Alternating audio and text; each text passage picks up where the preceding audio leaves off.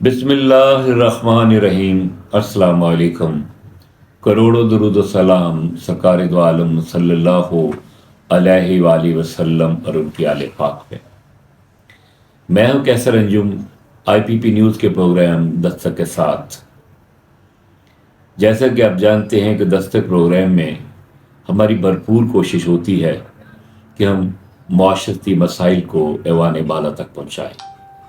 اس وقت پاکستان کے حالات انتہائی تکلیف دہ ہیں اور عوام کرب و الم کے مراحل سے گزر رہی ہے۔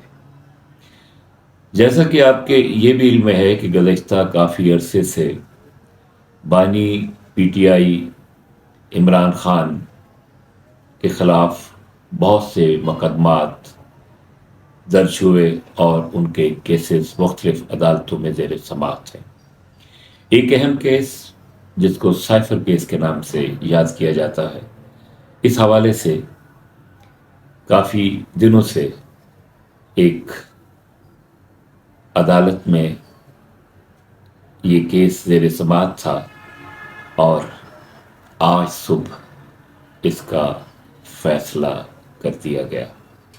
خصوصی عدالت کے جج ابو الحسنات ذوالقرنین نے کیا اور اس سائفر کیس کے حساس ترین مقدمہ میں بانی P T I Imran Khan کو 10 سال کی سزا اور وائس چیئرمین شاہ محمود قریشی کو بھی 10 سال کی قید کی سزا سنائی گئی۔ اس حوالے سے نہ صرف پاکستانی میڈیا بلکہ غیر ملکی میڈیا نے بھی اس اہم اور حساس خبروں کو اپنے اخبارات اور چینل کی زینت بنایا۔ کہا یہ جا رہا ہے کہ یہ فیصلہ پہلے ہی متوقع تھا، اور کچھ افواہیں تو یہ تھیں کہ عمران خان کو سزائے موت دی جائے گی، لیکن انہیں 10 سال کی سزا دی گئی۔ مبصرین تجزیہ نگار یہ کہتے ہیں کہ یہ صرف اور صرف عمران خان اور اس کی پی ٹی آئی کو الیکشن سے باہر رکھنے کے لیے یہ سارا کچھ کیا گیا اور عوام میں ان کے خلاف نفرت پیدا کرنے کے لیے بھرپور تشہیر بھی کی گئی۔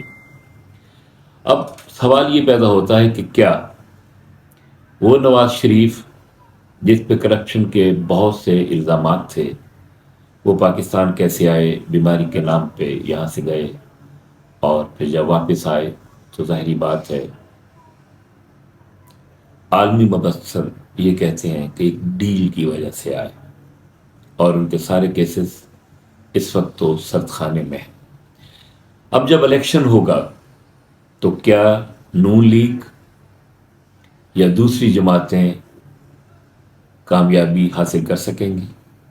یہ سوال ہے، یہ لمحہ فکریہ ہے کہ ایک بہت بڑی جماعت کو، جس کا عوام میں بہت بڑی محبت پائی جاتی ہے جن کے بارے میں، اور ان کو الیکشن سے باہر کر کے کیا یہ الیکشن بہتر الیکشن اور صاف و شفاف الیکشن ہوں گے؟ اس سوال کا جواب اس کے پاس ہے۔